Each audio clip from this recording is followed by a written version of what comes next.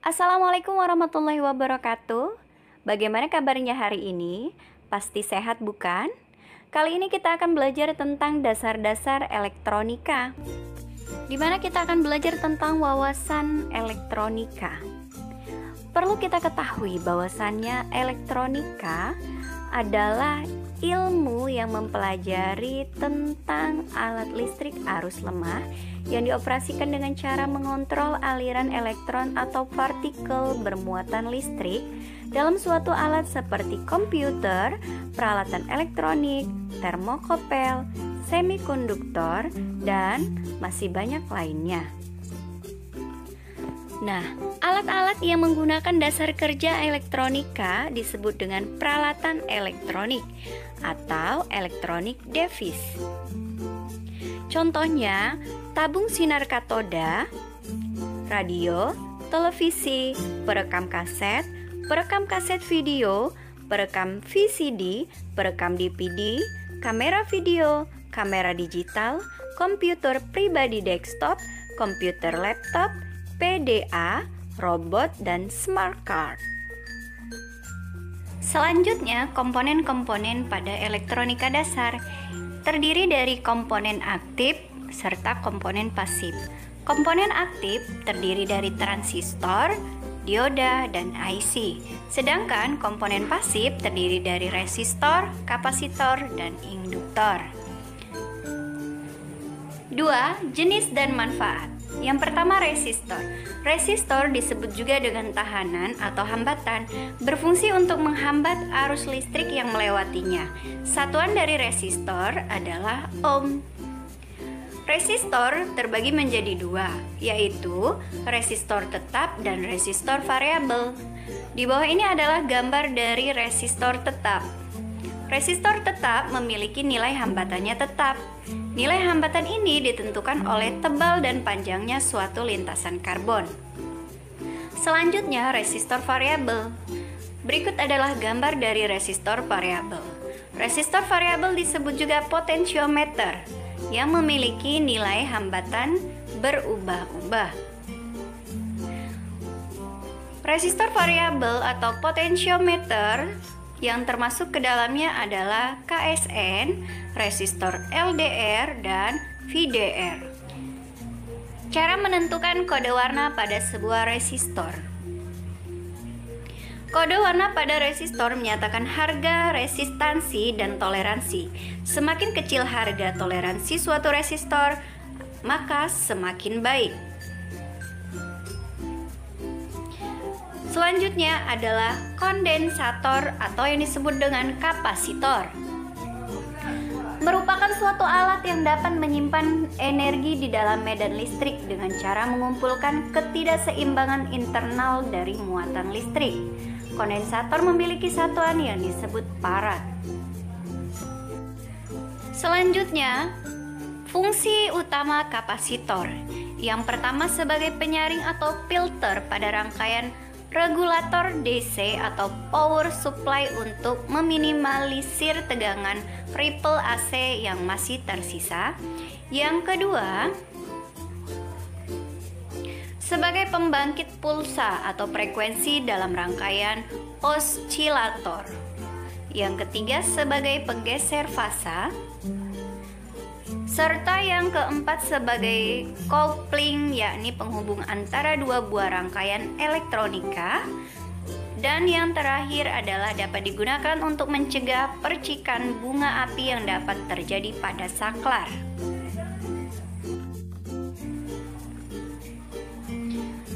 Di bawah ini adalah gambar dari kondensator dan kapasitor. Sifat dasar dari kapasitor adalah kemampuan yang dapat menyimpan muatan listrik, tidak dapat dilalui arus DC, dapat dilalui arus AC, dan juga dapat sebagai dipedansi. yang nilainya tergantung dari frekuensi yang diberikan oleh sumbernya. Selanjutnya adalah simbol-simbol dari kapasitor. Simbol yang pertama yakni dari kapasitor nonpolar, di mana tidak mempunyai polaritas sehingga dalam pemasangannya dapat bolak-balik. Umumnya berkapasitas kecil, sering dipakai dalam rangkaian yang berhubungan dengan frekuensi seperti dalam rangkaian penguat radio. Yang kedua adalah simbol kapasitor bipolar.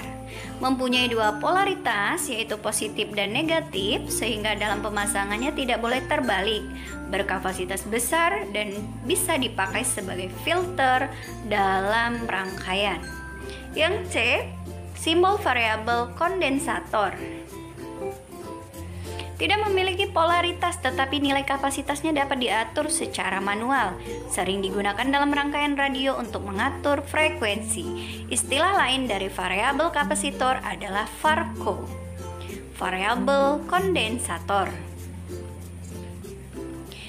Selanjutnya adalah C, induktor atau reaktor. Induktor adalah komponen listrik yang digunakan sebagai beban induktif. Simbol dari induktor seperti gambar di bawah ini, bagian A dan bagian B. D, transformator atau trapo adalah alat yang memindahkan tenaga listrik antar dua rangkaian listrik atau lebih melalui induksi elektromagnetik. Jenis-jenis transformator ada step up seperti gambar di bawah ini. Transformator memiliki lilitan sekunder lebih banyak daripada lilitan primer sehingga berfungsi sebagai penaik tegangan.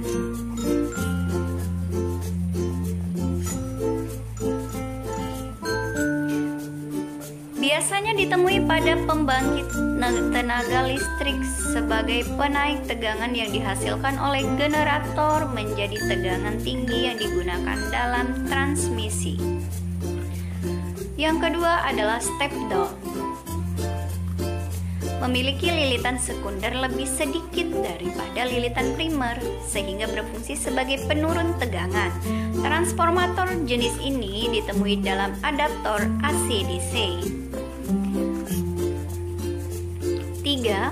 Autotransformator. Terdiri dari satu lilitan yang berlanjut secara listrik dengan sadapan tengah. Dalam transformator ini sebagai lilitan primer, keuntungannya adalah ukuran fisiknya yang kecil dan kerugiannya lebih rendah daripada jenis dua lilitan. Yang keempat, autotransformator variabel adalah autotransformator yang biasanya sadapan tengahnya bisa diubah-ubah, memberikan perbandingan lilitan primer sekunder. Yang kelima, autotransformator isolasi, memiliki lilitan sekunder yang berjumlah sama dengan lilitan primer, sehingga tegangan sekunder sama dengan tegangan primer. Yang keenam, autotransformator pulsa. Didesain khusus untuk memberikan keluaran gelombang pulsa menggunakan material inti yang cepat jenuh sehingga setelah arus listrik primer mencapai titik, fluks magnet berhenti berubah. Yang ketujuh, autotransformator trifase. Dihubungkan secara khusus satu sama lain, lilitan primernya biasanya dihubungkan secara bintang Y dan lilitan sekunder dihubungkan secara delta. Selanjutnya, sifat dan macam bahan penghantar dan isolator. Yang termasuk bahan-bahan pengantar adalah bahan yang memiliki banyak elektron bebas pada kulit terluar orbit.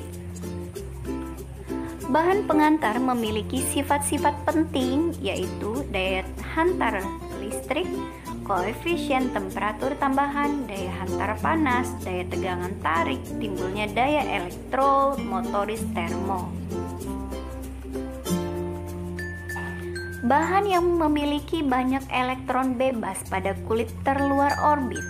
Bahan ini memiliki sifat sebagai penghantar listrik. Yang pertama, aluminium. Sifat penting bahan aluminium dapat ditempa dalam keadaan dingin, tidak tahan terhadap garam dapur dan air laut, warna silver atau perak, titik didih 1800 derajat Celcius, Rho 0,0278 dan alpha 0,0047. Bahan tembaga. Beberapa sifat penting dari logam tembaga. Yang pertama, dapat disepuh dan berkarat bila terkena CO2, titik didih 2236 derajat Celcius sampai dengan 2340 derajat Celcius, Rho 0,017 dan alpha 0,0043. Bahan seng bersifat penting dimiliki bahan logam seng, di mana dapat ditempa dalam keadaan dingin, tidak tahan terhadap garam dan asam, warna putih kebiruan, titik didih 907, Rho 0,043 dan alpha 0,006. Selanjutnya timah. Memiliki sifat penting, warnanya jernih mengkilap, titik didih 236 derajat Celcius, warna putih kebiru-biruan, titik didih 907 derajat Celcius, Rho 0,043 dan alpha 0,12. Sifat bahan isolator.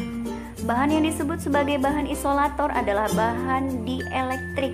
Ini disebabkan jumlah elektron yang terikat oleh gaya tarik inti sangat kuat. Bahan isolator sering digunakan untuk bahan penyekat, terutama tegangan listrik. Bahan isolator penyekat harus mempertimbangkan sifat kelistrikan, mekanis, termis, dan kimia. Selanjutnya, elektronika analog dan digital. Konsep elektronika terbagi menjadi dua, yaitu elektronika analog dan elektronika digital. Elektronika analog ialah bidang elektronika di mana sinyal listrik yang terlibat bersifat kontinu, sedangkan komponen yang digunakan umumnya disebut komponen diskrit. Beberapa alat dengan konsep elektronika analog, jam tangan, kamera analog, alat-alat perkusi, penghitung dengan tangan, lidi, dan batu. Komputer analog adalah komputer dengan program yang sangat sederhana.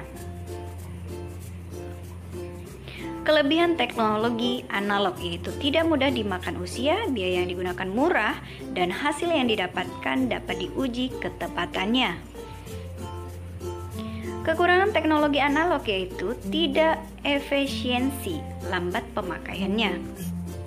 Selanjutnya, elektronika digital adalah sistem elektronika yang menggunakan isyarat digital. Beberapa alat yaitu alat musik dan kamera digital, penghitung dengan kalkulator, komputer, dan modem.